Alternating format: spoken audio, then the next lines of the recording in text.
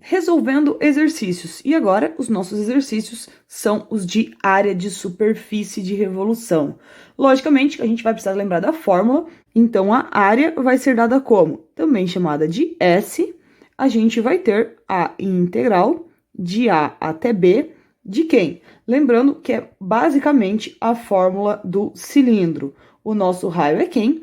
O nosso raio, como a gente gira em torno do eixo X, o nosso raio vai ser a nossa f de x, e o nosso h, que é a altura, para nós é o comprimento. Então, é raiz de 1 mais f' de x ao quadrado, tudo isso é raiz quadrada, dx. Então, é essa fórmula aqui que a gente precisa para trabalhar com área de superfície em torno do eixo x.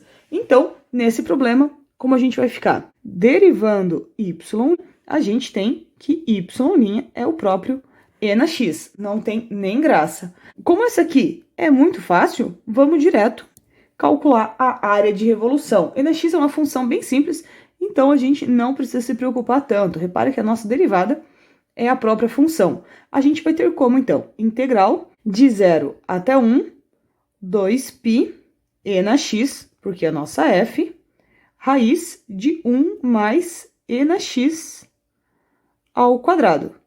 E aí que a nossa situação começa a ficar um pouco difícil. Primeira coisa que a gente pode fazer antes de dar um pause para resolver a integral indefinida, a gente esquecer o 0 e o 1, a gente pode colocar 2π aqui fora, para a gente não precisar ficar carregando ele ao longo da nossa conta. Depois, quando a gente tiver que substituir os valores, a gente usa esse 2π ali e fica mais fácil. Então, a partir de agora, o que a gente vai fazer é resolver a integral de e na x, raiz de 1 mais e na x quadrado dx. E como é que a gente resolve isso? A primeira coisa é nos livrar desse e na x. Por quê? Se eu escrever que u é igual a e na x, o nosso du vai ser e na x dx, por causa que a derivada de e na x é o próprio e na x. Aí, olha o que acontece. A gente poderia imaginar que a gente tem um u, mas não. A gente coloca o u só aqui, e esse e na x dx, ele vira o nosso du. Ou seja, o nosso exercício já vai ficar um pouco menor, pelo menos um pouco menor. Ele vai ficar assim, integral de raiz de 1 mais o quadrado du. E aí, como a gente resolve esse? Para quem lembra, exatamente, substituição trigonométrica. O nosso u precisa ser tangente de θ. Então, repara que a gente vai fazer duas substituições. Poderia fazer uma direta? Sim, mas é bem mais difícil a gente enxergar o que a gente precisaria colocar. Então, vamos continuar aqui. O nosso du vai ser o quê? Derivada da tangente é secante ao quadrado de θ. Então, a gente vai ter, deixa eu fazer um risco grande aqui, porque a gente vai acabar ocupando ainda o resto desse espaço. Então, a gente vai ter integral de raiz de 1 mais tangente ao quadrado de θ, porque o nosso u está ao quadrado, secante ao quadrado de θ, dθ, que faltou aqui o nosso dθ. Bom, 1 mais tangente é secante ao quadrado, então a gente vai ter integral de raiz de secante ao quadrado vezes secante ao quadrado dθ. E o que a gente vai ter aqui, isso aqui a gente simplifica e a gente acaba ficando com integral de secante ao cubo de θ dθ. Esta aqui a gente fez, eu não vou refazer ela inteira, porque ela dá um certo trabalho para fazer, mas a gente ainda lembra da resposta, é meio secante de θ vezes tangente de θ, mais ln de secante de θ, mais tangente de θ, mais constante. Posso pôr o parênteses aqui, porque a constante não nos interessa. E aí que a nossa variável é x. Para chegar em x, eu preciso primeiro passar por u. Reparem que tanto esse cara quanto esse cara, a gente já consegue voltar para u tranquilamente. Porém, vai nos faltar a secante. Mas isso não é difícil. Por quê? Porque se a gente olhasse para o triângulo retângulo e para a tangente, se aqui é θ, o que é tangente? Cateto oposto por cateto adjacente. Pitágoras, ele vai nos dizer que este outro lado aqui é 1 mais u quadrado, certo? E aí, quem que vai valer secante de θ? Bom, secante de θ vai ser o contrário do cosseno. Se o cosseno é 1 sobre esse cara aqui, então a nossa secante vai ser raiz de 1 mais u quadrado. Então, a gente pode substituir agora esses 4 valores aqui, ficando, então, com meio, abre parênteses, raiz de 1 mais u quadrado vezes u, que é essa parte aqui, mais ln de raiz de 1 mais u quadrado, mais u, mais constante. Voltando agora para o que a gente quer, o u a gente troca por e na x. Agora sim, ficou tranquilo? É só substituir o u por e na x. E a gente vai ter o quê? E na x, vou colocar esse aqui na frente, que eu acho que fica mais bonitinho. Raiz de 1 mais e na 2x, porque e na x ao quadrado é a mesma coisa que e na 2x. Que mais? Mais, opa, fecha a raiz, mais ln de raiz de 1 mais e na 2x, mesma situação desse cara aqui, mais e na x. Tudo isso, mais uma constante. E fechamos aqui o nosso pause, ou seja, a gente fechou aqui a parte difícil da nossa conta.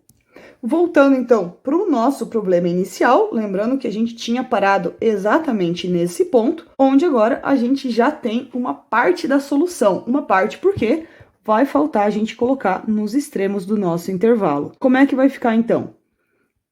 2π, que vai multiplicar meio, repara que a gente vai poder simplificar isso aqui depois, olha que bom, que vai multiplicar e na x, raiz de 1 mais e na 2x, mais ln de 1 mais e na 2x, mais e na x. Não preciso mais da nossa constante, porque agora é em 0 e em 1. Lembrando, primeiro substituir em 1 e depois substituir no 0. Vou aproveitar, que nem eu falei, e vou simplificar os dois. Substituir agora tudo isso daqui em 1. Vai ficar como? Vai ficar π, que multiplica e, raiz de 1 mais e quadrado, mais ln, raiz de 1 mais e quadrado, mais e. Substituir tudo por 1, menos, vai sobrar o que agora? Vou ter que colocar outro parênteses aqui, por causa desse sinalzinho, vai ficar como? E na 0, raiz de 1 mais e na 0, porque é 2 vezes 0, que mais ln, raiz de 1 mais e na 0, mais e na 0, e fechou o nosso problema. Bom, e como é que vai ficar isso? Repara que na primeira parte eu não tenho o que fazer. Essa parte aqui, ela já está substituída, eu não consigo juntar essas coisas aqui. A coisa mais fácil seria usar uma calculadora e aproximar um valor para isso. Então, eu vou só repetir tudo que tem escrito ali. Já na segunda parte, aí sim, e na 0 é 1. Então, eu vou ter a seguinte situação. 1, e aqui vai ficar 1 mais 1, que é 2. Então, raiz de 2, mais ln de 1 mais 1, que é 2. Então, raiz de 2, mais 1, que é esse 1 aqui. E aí, tá aqui o nosso resultado, que ficaria muito mais bonito se a gente aproximasse, que vai dar mais ou menos 22,94, certo? Tá, mas vamos olhar, que a gente não viu ainda, a gente foi direto fazendo as contas, o que a gente fez. Repara que essa aqui é a nossa função, e o que a gente fez foi rodar essa partezinha aqui, pintada de verde, do intervalo de 0 até 1, aonde? Em torno do eixo X, certo? A gente fez em torno do eixo X. E o que acontece? Bom, a gente vai rotacionar isso daqui e o nosso desenho fica desse jeito aqui. Repara que esse pedacinho verdezinho que aparece aqui representa a função de X em Y, só nesse eixos aqui, no plano, né? E daí a gente rotacionou e fica com essa imagem. Então, o que esse 22,94 representa? Toda essa área aqui em azul, certo? Não é o que cabe dentro. O que cabe dentro é o volume. É simplesmente toda essa área aqui em azul. Feito isso, nos resta dar a resposta. Então, repara, eu coloquei aqui aproximadamente 22,94. É isso daí, nosso exercício foi feito inteiro e foi dada a resposta. Então, agora, vamos para o próximo, que é calcule a área da superfície de revolução da curva x² em torno do eixo y, com o nosso y variando de 1 até 2. Repara, então, que essa aqui seria a nossa função, x², mas a gente quer diferente. A gente quer rotacionar esse pedaço aqui de função. Ou seja, a gente quer rotacionar esse pedaço aqui de função e em torno de quem? Do eixo y. Então, o que a gente quer fazer é isso daqui. A gente quer calcular a área nesse pote que a gente vai ter aqui, ó, certo? Fica mais bonito se a gente olhar no 3D, fica bem melhor. Então, repara que essa aqui é o pedacinho de função que a gente rodou. Ela seria assim, mais ou menos, a função. Ela só tá no eixo Y e no eixo X, mas quando eu rodo, ela passa a ser uma imagem em 3D, certo? E o que a gente quer calcular é quanto é toda essa área rosa que a gente ficou aqui. Logicamente que a gente tem um primeiro problema que a gente está no eixo Y. Se a gente está no eixo Y, é mais fácil a gente calcular a integral em dy. E o que acontece? Eu consigo fazer isso com uma certa facilidade, porque essa função a gente pode escrever ela como x é raiz de y. Então, eu vou poder escrever nossa função do contrário. É a ideia de usar a inversa. Nesse caso aqui funciona tudo bem bonitinho. Então, vamos lá resolver este problema aqui. Primeira coisa, então, é avisar que a gente vai utilizar x igual a raiz de y, e aí, agora sim, a gente vai poder resolver. Primeira coisa é derivar x. Lembrando que x é a nossa função, que ela depende do y, certo? É do contrário. Então, a derivada de x vai ser 1 sobre 2 raiz de y. Aí, continuando, a gente pode calcular o 1 mais derivada de x ao quadrado, que vai ser 1 mais tudo isso daqui, 1 sobre 2 raiz de y ao quadrado, ficando com 1 mais 1 sobre 4y, que eu poderia ainda tirar o mínimo e escrever 4y mais 1 sobre 4y. Além disso, a gente vai precisar colocar isso aqui dentro da raiz. Então, vamos fazer um puxadinho aqui, colocar a raiz. Eu teria este cara aqui na raiz, ou ainda este cara aqui na raiz, ou ainda este cara aqui na raiz, que eu vou poder escrever duas raízes. Então, eu vou ter raiz de 4y mais 1 dividido por 2 raiz de y. E vai ficar mais fácil quando a gente colocar na nossa integral desse jeito aqui. Por quê? Vamos calcular a integral. Bom, porque quando a gente for calcular a área, a gente vai ter assim, S vai ser igual a integral de quanto até quanto mesmo? De 1 até 2 de quem? 2π vezes a nossa f, que é a raiz de y, vezes o comprimento, que a gente acabou de calcular, que é a raiz de 4y mais 1, dividido por 2 raiz de y dy. Lembrando que y é nossa variável. Podemos simplificar os dois, podemos simplificar as raízes. Olha que maravilha ficou o nosso exercício.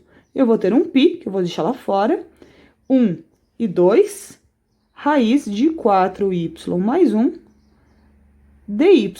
E o que a gente faz? Bom, simplesmente faz uma substituição. O nosso u vai ser 4y mais 1, o nosso du vai ser 4dy. Ou seja, 1/4 du é a mesma coisa que dy. Já que eu já comecei a fazer a substituição e tenho uma integral definida, vamos fazer diferente. Se o nosso y vale 1, então, vamos já substituir. O nosso u vai ser 4 mais 1, 5. E se o nosso y for 2, então, o nosso u vai ser 8 mais 1, 9. Então, a gente já troca os intervalos de integração. Não precisamos mais voltar para o y. Como é que vai ficar a nossa conta? Ela vai ser assim. Π integral. Em vez de 1, eu vou colocar o 5. Em vez de 2, eu vou colocar 9, certo? Raiz de u. Aqui eu tenho 1/4, que eu já estava quase esquecendo. Então, 1/4 du. Então, eu vou ficar com π sobre 4, porque esse 4 pode ir embora. Integral de 5 até 9, u na meio du. O que eu faço agora? Eu integro. Repara que ficou uma integral bem simples de fazer. Integral de meio é u na 3 meios dividido por 3 meios, que é a mesma coisa que 2/3 multiplicando. E isso vai fazer em 5 e em 9. Antes de substituir, para não ter que fazer tanta conta depois, simplifica aqui e a gente fica com π3, u em 3 meios, ou melhor, u raiz de 2, que é a mesma coisa, em 9 e em 5. Ficando com π3, que vai multiplicar 9 raiz de 9 menos 5 raiz de 5. Olha que bonitinho que fica a nossa conta. Ficou quase totalmente bom, porque, na verdade, raiz de 9 a gente sabe, então vai ficar muito mais bonito a gente colocar 9 vezes 3, que é 27. Então, a nossa resposta pode ficar assim. Logicamente, a gente poderia tentar aproximar esse valor, mais bonito matematicamente que isso é um pouquinho complicado, então, 16,57. Lembrando que quanto mais linhas se passarem da nossa conta sem usar a calculadora, mais aproximado fica o nosso resultado. A gente carrega menos erros. Então, a ideia é sempre simplificar o máximo possível para daí sim usar a calculadora. A questão de erro em casas decimais acaba ficando menor. Nos resta dar a resposta. Repara que eu coloquei os números aqui, não coloquei a aproximação. É bem à vontade quanto a isso. Se a gente calcula a aproximação, a gente pode dizer que é aproximadamente este valor aqui. Então, terminamos os 2 exercícios de superfície. Falta, então, só os 2 de volume.